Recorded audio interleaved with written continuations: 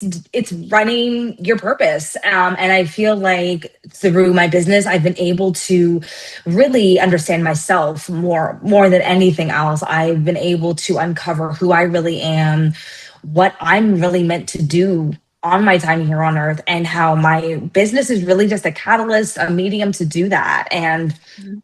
the understanding of those things and making business personal. Welcome to the living room. Leave the over at the door. We'll talk it out till it's simple, till it's you again for sure. Life, leadership, money, and the names you outgrow. We make space for the woman coming through. Living room wisdom, where your story is your glory. Hi, everyone, and welcome back to another incredible episode of Living Room Wisdom, where your story is your glory. I couldn't be more excited for my guest today. I actually haven't seen her since Puerto Rico a few years. This is Alysha M. Campbell. She's the owner, the founder of Culture Shift HR, and she's all about inclusive AI as well. So this is going to be a really juicy conversation. Alysha is an award-winning HR founder and strategist, but she's also a best-selling author of a book, co-author of a book called Building Beyond the 9 to 5. So she's got over 10 years of experience. She's a badass in her own right. Multiple levels. Welcome, welcome, welcome. Now, is it Alysha or Yes. Alicia? Did I screw it up? Yeah, it's Alysha. Spirit was like, you just said her You name just wrong. hit it. Okay. But welcome. I'm so excited you. to have you in this Yes. space and to Me too. reconnect. So Yes. let's start here. So we met Yeah. in an online business community, amazing community. We shared a mentor. Yeah. We connected with so many incredible business owners, women business owners on Yes. deep levels. We got to travel together. We've had so many experiences. I want to Yes. know, since we saw each other a few years in Puerto Rico, a few years ago, how have things shifted for you, right? Like when Oh my we God. met, you were on Yeah. a trajectory. And I feel like between life, politics, and just the ups and downs of business, that so much has changed. Yeah. So catch me up. Yeah. Tell the audience who you are and then what that journey the last couple of years has been. Yeah. Oh my God. It's so good to see you. I was just so excited for today and just to have this conversation, to catch up and just get into all the things. So, hi, everyone. As Patrina said, my name is Alysha M. Campbell. I'm the founder and CEO of Culture Shift HR. We are a leading AI and HR consultancy firm focused on creating human experiences within the workplace. And I started it off the side of my desk when I was still working in corporate. Fast forward to today, I'm full time into my business. As they would say, living the dream, if we want to call it that. It does not feel like the dream every day. But there's just a lot, it's running your purpose. And I feel like through my business, I've been able to really understand myself more than anything else. I've been able to uncover who I really am, what I'm really meant to do on my time here on earth, and how my business is really just a catalyst, a medium to do that. And the understanding of those things and making business personal to me. Business has always been personal, but meaning like, how do I do it that is authentic to me, that feels true to me. So I'm excited to share more about that later. Yeah. And I always say, you mentioned that your business has allowed you to really reconnect and kind of deep dive into your own personal development. I always say that entrepreneurship is a personal development and transformational journey because you can't help but like face your demons and your fears and like really take accountability for shit you may or may not know or may not be good at. And like, there's just so much. It's a total ego death, isn't it? Like, oh my God, that is the perfect word for it. Because it really, really is. Because, you go through not only just ups and downs as a business owner, but you question yourself, you question what you're doing.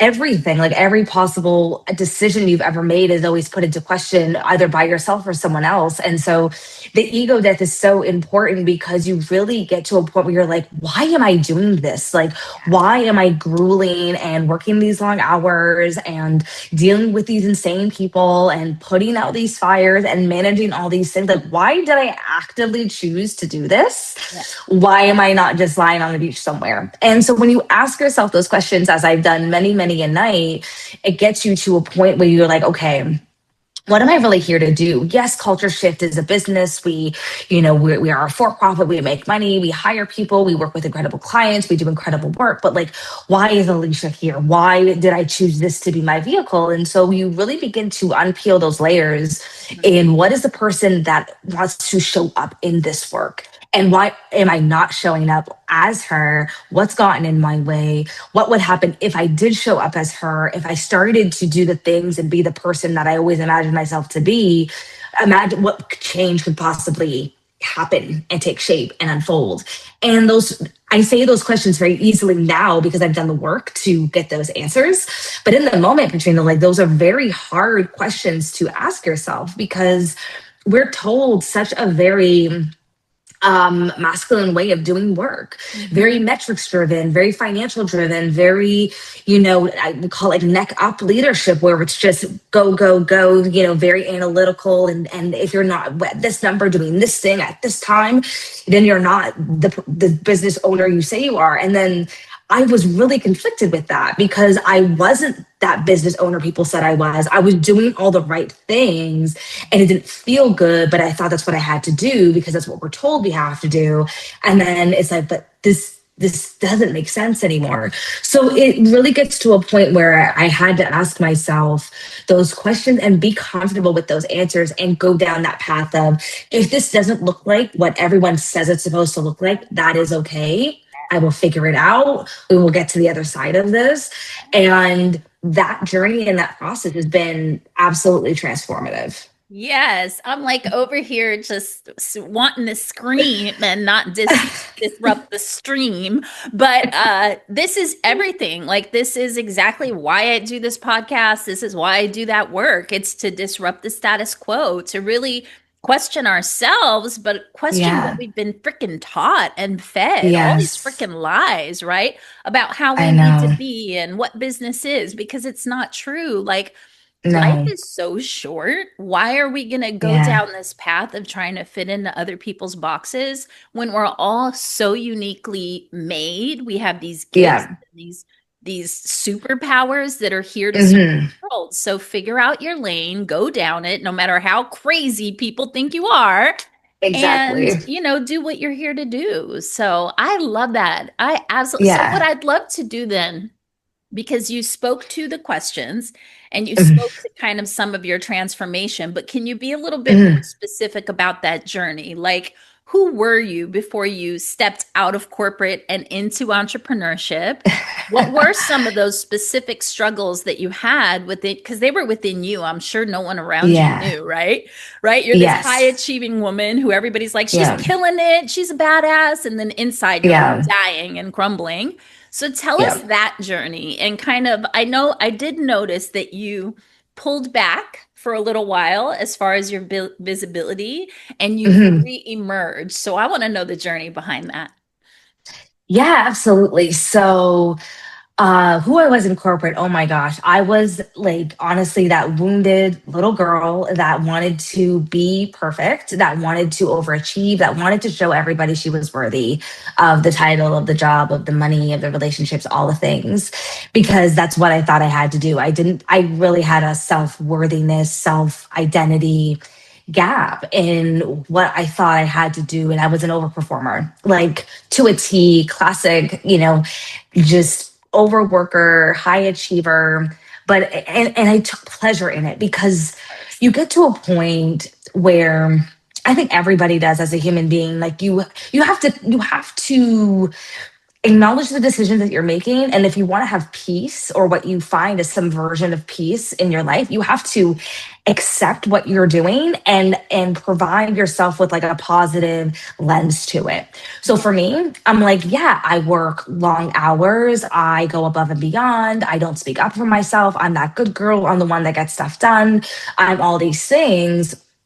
And that's good because that's how I am. That's who I want to be. And I owned that identity, because if you're someone who you don't want to be every day, that is a very exhausting and depressing existence. So you're like, okay, cool. If this is it, I'm going to own it. And there's nothing wrong with this. It's no one's telling me otherwise. And so that's who I was my whole corporate career. At some point, those things stop working for you. And that's what happened to me. I got tossed up for a I got overlooked for a promotion again. I was working the longest hours of anybody at my team at the time, doing all the work, getting, less pay. I was that girl. Like I was just that, that persona of just working nonstop, never getting the recognition, and never really doing anything about it. And I remember I was in my office crying because, like, again, I got passed up for a promotion again. I didn't understand what I was doing wrong. And my brain automatically went to, you have to work harder. You have to do more. You have to do more. Like, you're just not performing high enough. And like a psycho. And then there was this little voice that's like, it's not you. And I can honestly cry. Like, it's so crazy when you talk about these moments. It's like, whew, it's not you. And I listened to that voice and I said, okay, if this door isn't going to be open for me, I'm going to make my own door. And that's when I started Culture Shift. Literally, it was just the beginning of that breakdown process of what you were doing is not working, and you working hard is not harder isn't the solution. And when I say harder, I mean, like, I'm up at 6. Literally, I would sleep with my laptop beside my bed. As soon as I would wake up at 6 a.m., I would turn to my night table, turn on my laptop, and reply to emails in my bed. My husband's sleeping beside me. Like, there was no get up, start your day, all the things, meditate. No, it was get up, computer. Like there was no separation. You're a robot. I was a pure robot, honest to goodness. And to give additional context too, my parents were not your traditional 9-to-5ers. They were, for lack of a better word, they were hustlers. They did what they had to do. They lived a lifestyle that was very fast. And, I love them with all my heart, but they didn't always make the right decisions. And so I grew up in a very flight or fight environment. I realized, I think it was last year, that I was homeless 4 times before the age of 18. And it never clicked to me because it was always me and my family, we would just be staying with other people. And then you look back and you're like, oh my gosh, like that is not a childhood or even going into young adulthood experience that you want. And I never even saw myself as that until you really start to look back and you're like, yeah, that's what that is. So I was in my whole adulthood, or not adulthood, my whole coming of age and childhood was in a very fight or flight, scarcity mentality. So to me, the answer to that was work harder, do all the things, don't be poor. That was just what I would taught myself. So I did it not only did I just overwork myself to just do work, but I did it out of a place of scarcity, that if I don't do this, I will lose my job. I will be homeless. I will be like my parents. Like, that's what goes through my brain, or would go through my brain.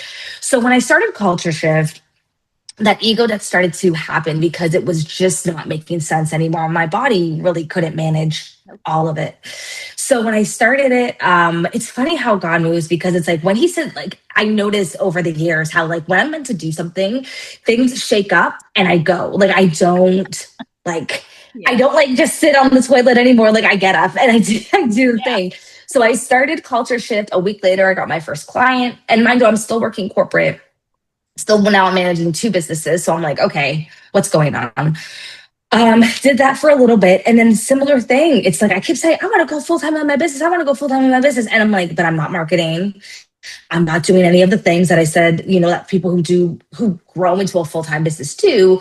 What are you doing? So I started to be more visible. My company that I was working for full-time at the time saw that, didn't like it, and I had to keep it stepping.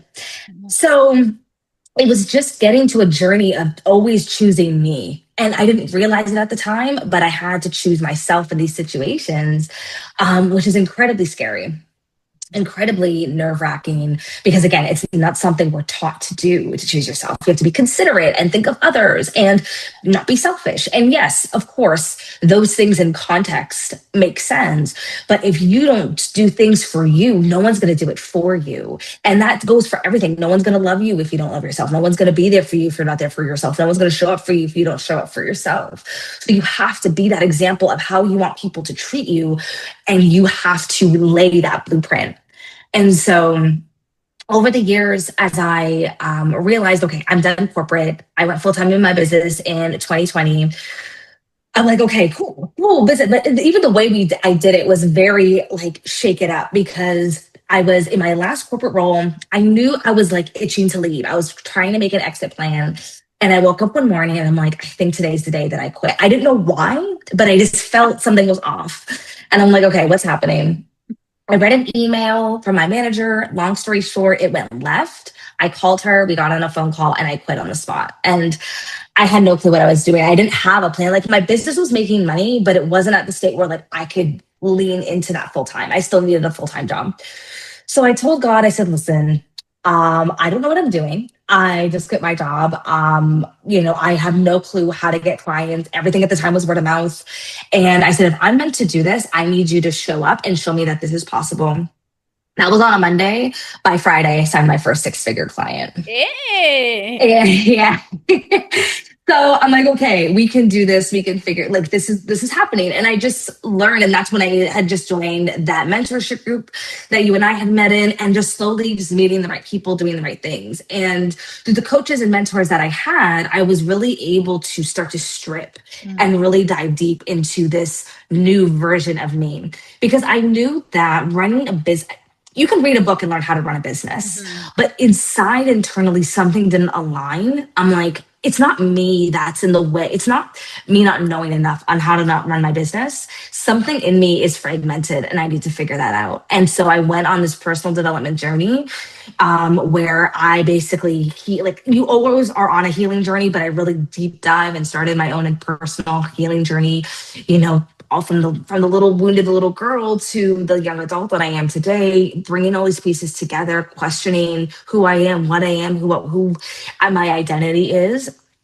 and really ran my business from an authentic perspective. And so, to your point, if I kind of step back and a little bit from, the spotlight or social media, is because it just became too much. Like, at that time in 2020, so 2023 ended, we had our highest revenue generating year ever. I'm on cloud 1,000. I'm like, oh my God, I'm doing it. I'm doing the things. 2024 comes and DEI is under attack. Yeah. And so everything started scaling back. I had to fire my team. I had to refinance my business, all of these things. And I got pushed and like to the ultimate limits that I never, because you have to remember, I came from poverty. I came from nothing. Right. I built this whole business. Trigger. Like, it's all trigger, fall apart. Fall apart. Yeah. And then it did. Get it. And then it literally fell apart. And I had to really, like, when I tell you, like, I didn't know what faith was until that year. I didn't know what trusting God really meant until that happened. But then in trusting and going through that and trusting the process, I learned so much about myself, who I am, what I want to do. Like, again, you just dive deeper. These things are so multi-layered and so multifaceted. So here we are now, 2025. I feel like I'm running the business on my terms. I'm doing the things I want to do, and also thinking about other things, and just being really intentional. And making mistakes along the way, but learning from it, and just really giving myself the space to discover me in every single era that I enter into. Yes, I am so like, oh, I have chills, because one is very articulate, or well articulated as far as the journey is concerned. And so many of your like keywords are exactly my purpose and Yeah. what I stand for. So, first off, I want to congratulate you for gracefully embracing that, process and that journey and Hmm. coming out into, stepping into your becoming, which is really Yeah. the unknown, right? Like, and I think that's Yeah. the most challenging part, especially when you have the archetypes that we have of perfectionist, the good girl, the Yeah. overachiever, all of these things. Like stepping into the unknown and not knowing if we're going to fuck it up is really hard. Oh yeah, Right? absolutely. So, like with my Anatomy of Abundance framework, everything you spoke about that journey is like the first three steps of the framework. It's who are you, right? The Mm, truth of who you are outside of yeah. societal expectations and who you've been told to be. The Yeah. identify, you kept saying, I had to identify, I had to identify. Yeah. You realize that scarcity mindset, that scarcity pattern, and, how do I step into more of an abundant mindset? And then the sacred Yeah. self care as well. You spoke to, like, I need to take care of myself and I need to build this Yeah. on my terms. And so it just like, no matter, there's so many people, there's so many of us out here doing this type of work. And no matter how many times you scream it from the mountaintops, Yes. people have to actually experience it on some level themselves in order to really understand it. Absolutely. So, Oh, 100%. I mean, I'm just so proud of you. And Thank you. I don't think I know that the times that we're living in right now, like it's a shit show. We can just say Oh that. yeah. Um, I think no, I know that your type of leader, my type of leader, authentic leaders, right, who are willing Hmm. to shake it up a little bit and do things Yeah. differently, we're going to be the ones leading the way for the Oh, next five, absolutely. 10 years, and giving people hope, quite honestly, because there's not a lot of hope floating around right now.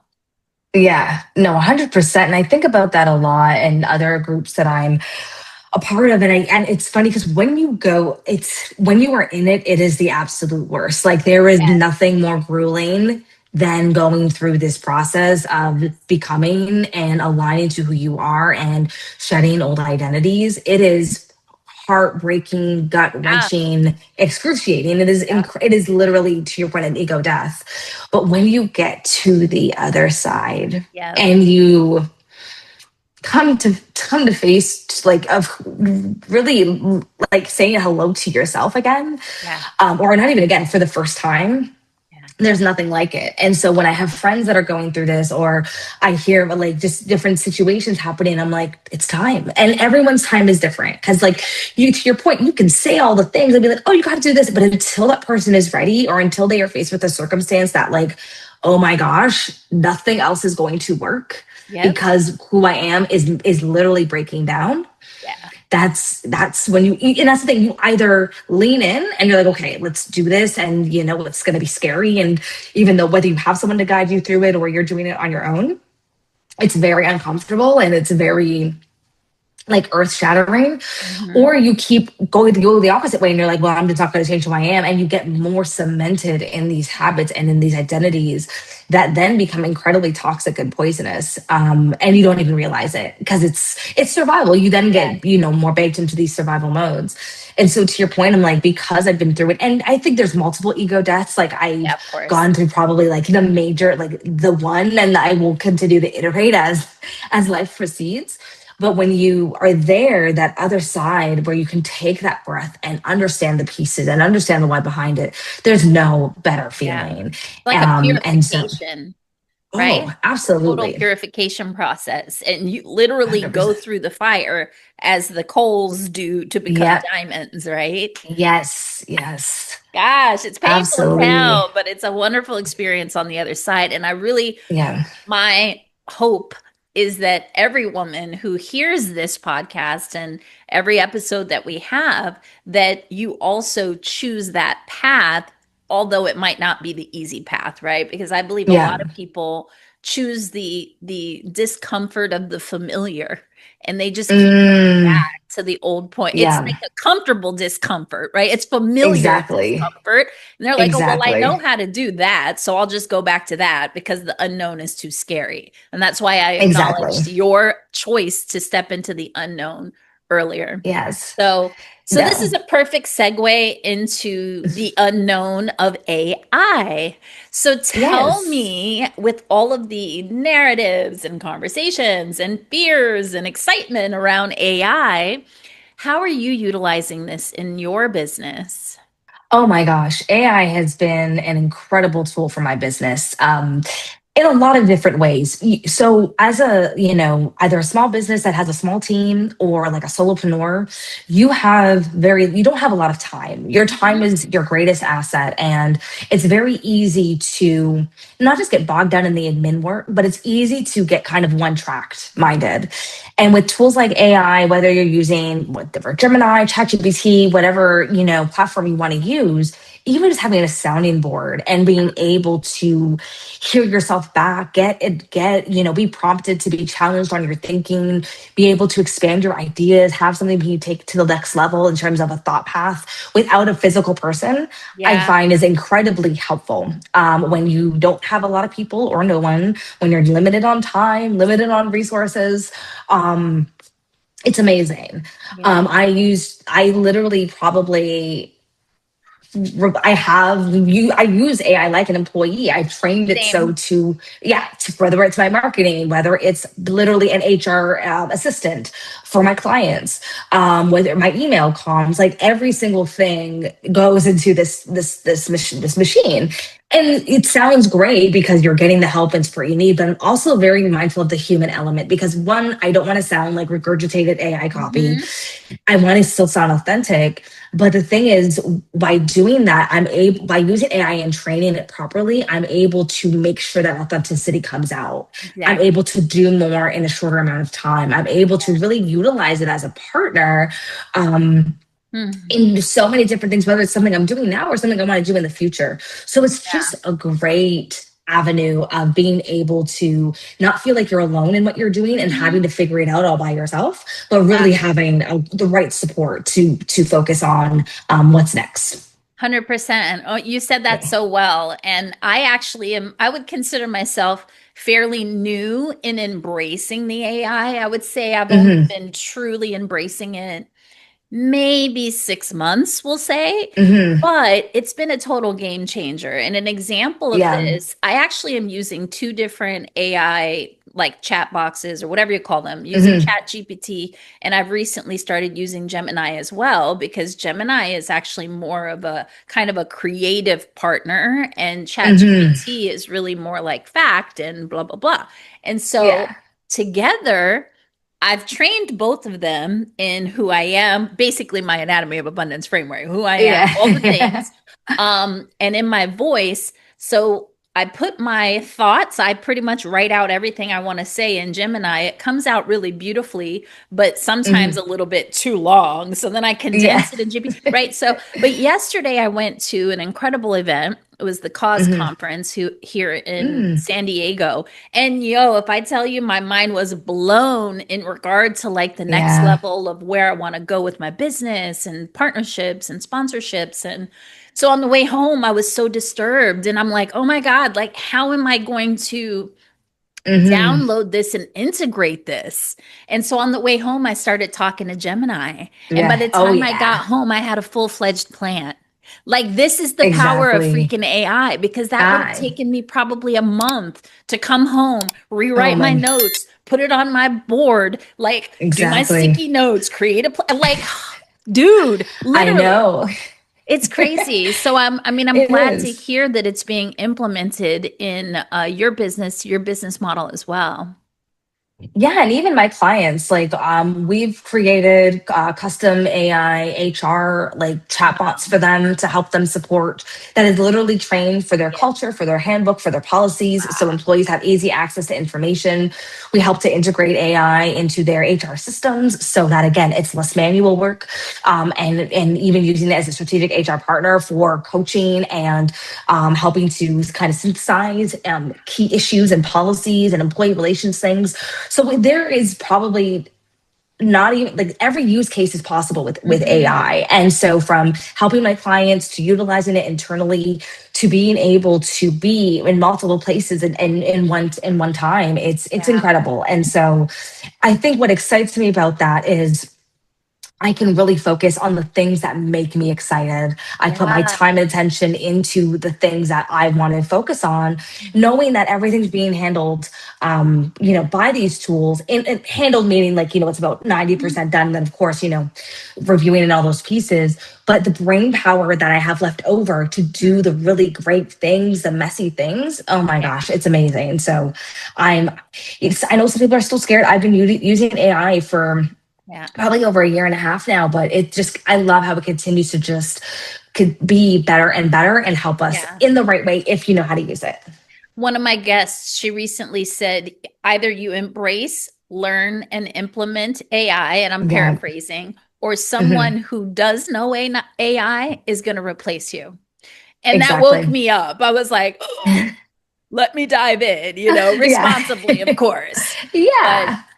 I have another question for you. So Mhm. for anyone who might be out there listening, a woman leader, what are some of the unique challenges that you've seen or experienced, especially being in HR and working in the DEI space, because of all of the shifts that have happened and the Yeah. attacks, quite frankly, on women and rights and Yes. all of these things. So what would be some of those specific things that you've seen, and what is your culture shift approach maybe doing to Yeah. overcome some of those things? Yeah, I love that question, Patrina. What's happening? This is such a great question because there's so many different angles we can approach it from.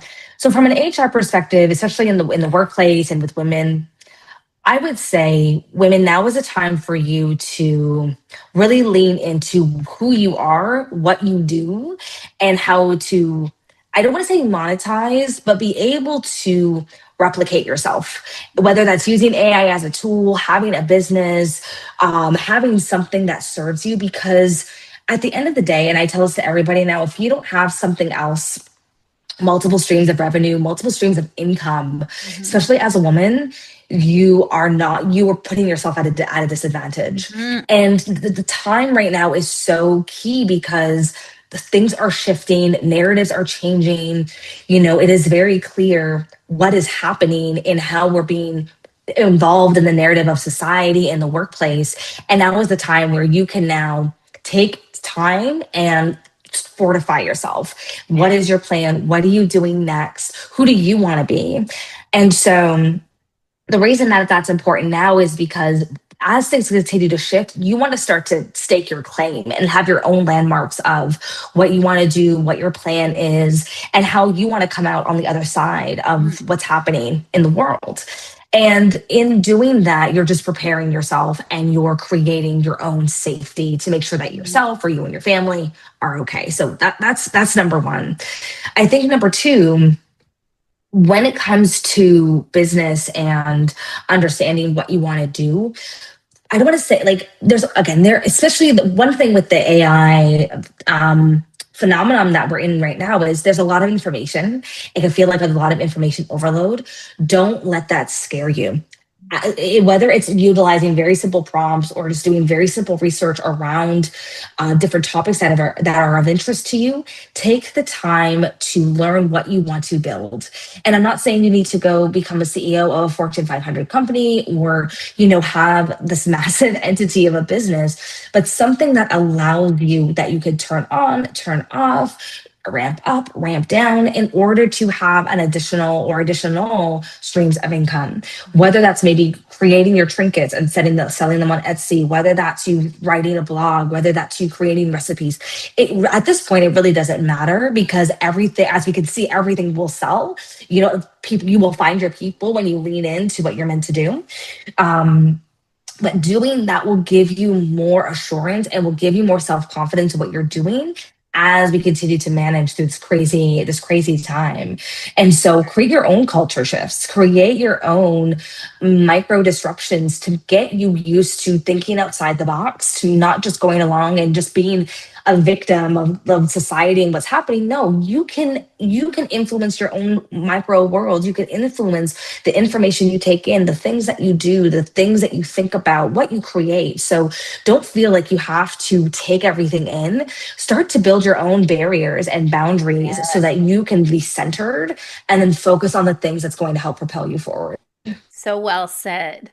And I Yeah. can't not mention how perfectly named your business is, Culture Yeah. Shift, and that you named that Yeah. business long before all this chaos Long broke out, before. right? So Hmm. I also want to acknowledge the word that you used, fortify. You said fortify Mm, yourself, like, oh, yes, fortify yes. yourself, right? And everything you spoke to in regard to additional streams of income and like really knowing who you are, that's what Hmm. creates autonomy in the end, right? Because your Yeah. future is not being determined by somebody else. Yeah, So, exactly. so as we wrap up here, I just have one more question for you as we Hmm. speak of the future. What do you think the future of DEI looks like? And specifically for your business, what are you creating? Oh my gosh. So the future of DEI, I mean, I feel like the future of DEI is going to come back stronger because what's happening with this clear division and attack that is happening on all multiple fronts of DEI. What's happening is people may not be speaking about it, but work is happening in the background. And so when things settle out, things will be at a place where DEI is stronger. Policies and programs are truly taking not only taking shape, but they are now going to be staples and creating centers of excellence because the diversity of the world isn't going anywhere, and whether we want to look at it or not, it's still going to exist. And so those who are continuing to build in the background, those are the folks that are going to continue to come forward once everything kind of settles out and we move on from this current chapter that we're in. um oh gosh, what is going on? What's the next step for myself and Culture Shift? Great question. um it is still there's still I would say an unfolding that's Sure. happening. I don't know. Yeah. I know that I think I was gonna say it's chapters. I think Culture Shift is on a different chapter that I haven't mapped out. And Mhm. I think that when I think about myself Mhm. and the work that I do, I want to do it in different ways. Culture Shift being one vehicle of that work and finding other vehicles. And so being able to be mindful of what that looks like. So still incubating those things. Number two, I think like with everybody, I am tired. Like we are tired over here. Just like emotionally, mentally fatigued, but in the best way. Like I'm very mindful of creating really strong self-care rituals for myself and really intentional about how I create my time and how I spend my time and where I spend my time. And so I want my next endeavors to reflect that because again, I created Culture Shift, yes, as my beginnings of becoming, but from a very um and Alysha engine driven machine. So as I'm like, okay, that isn't me anymore, and I go into this other chapter, how does that stay fortified, or how does that change and metamorphose into something else that aligns to like the flow of life that I'm in right now and what I want to do, and all of these great ideas that I continue to incubate and think about, and all those pieces. But whatever it is, it will be great. I'm really excited about it. And there's still question marks, which I'm just gently being patient with myself and allowing things to come as they do, and not feel forced to have to make any decisions because Yeah. that's something I definitely don't want to be doing anymore. I think it's actually the best advice you could give someone right now is Yeah. in a society that is trying to distract us and, Hmm. lure us into these fear and scarcity mindsets and Yes. feel like we don't have any control, like we don't have any freedom, like we don't have any choice. Hmm. The best thing to do is to pause and like really reconnect with yourself Yes. and your power and your vision and your intentions Hmm. and simplify. And I actually did Yes. that. I did that for 10 months where I literally pulled Ooh. back from my business and just really Yeah. simplified my life and took walks every day on the beach and just like spent time with my family. And I just was like completely just detached myself for a good period of Yes. time from the doing and settled Yes. into the being and came back even more excited, more inspired, more clear Yeah. than ever. And I have such a clear vision, not of like what I'm doing moving forward, but the impact, the Hmm. partnerships, the kind of lane of what I'll be Yes. doing for the next 10 Exactly. 10 or so years because I'm, Yeah. about to be 52. So I'm in my legacy. Oh, And I yeah. feel like what I'm creating right now, it gets to be forever, my forever. Oh, yeah. Yeah. So it's pretty cool. Um, I love one thing you just said about, oh goodness, the stop the doing and just the being. Yeah. That is so important. And Hmm. I think anyone listening to this, if you don't take away anything else from this conversation, take this away, because we are told as women, as a society, we have to do, do, do, do. And that is literally the opposite of what we are supposed to be doing. Yeah. When we are in our feminine, we are just supposed to be, and we are supposed to Yeah. be in flow and just be in rhythm of the synchronicities of the world, and that's the lane of which we create from. So Yes. if you're constantly busy, if you're constantly bombarded with information and things, you can never get into that. One, you can't get connect to your body and actually be in that state of being, but two, you'll never be able to silence yourself enough to even like be able to even digest information or Mhm. think or Mhm. be or just be. Yeah. So please don't beat yourself up for, oh my gosh, I can't work on a Friday and I can't slow down and all these things. No, slow down. That was the biggest lesson, oh my gosh, Patrina, through all of these, really, these last 2 to 3 years, is learning how to be and Mhm. doing it in a way that honored myself. I still have anxiety about it sometimes. It takes time because, again, I'm 30, I'm turning Yeah. 36 in November. It's 35 years of I gotta do, to now like 3 years of, okay, settling into being and seeing how when you be, things still happen, things are still in Mhm. flow, but I still get those anxieties and those cringe moments of like, oh my God, I'm not doing enough. I'm not thinking, and it's like, Yeah. just breathe. And that is the work. Mhm. To just be is the work. And it's incredibly hard, but it's incredibly rewarding when you realize that we've been told and create these constructs that literally don't serve us, take us out of our feminine energy, take us away from our power. And then when you're back in that beautiful space where you're just being, and then you see the power of your being and your energy and your essence and how it draws things to you, and you have the clarity and the connection to things, and you can just make worlds create without having to lift a finger. Yes. The It's death of beautiful. efforting. Yes, the death of Death of efforting. efforting. Absolutely. I am Yeah. so grateful to you for sharing your time, your energy, your story, your journey with us. This has been Yes. amazing, super juicy conversation. Yes. And I'm really excited for all of you listening to not only hear it, but to digest it and to implement some of Hmm. these things in your life so that you too can experience this existence of being in what I call embodied abundance. And so, Yes. thank you all for joining us today. And we look forward to seeing you on another episode of Living Room Wisdom. Go ahead and subscribe so that you are alerted when our new episodes come out. And follow us on Instagram, Patrina Wisdom and Living Room Wisdom, where your story is your glory. We'll see you soon. Bye. Thanks, Alysha. Welcome to the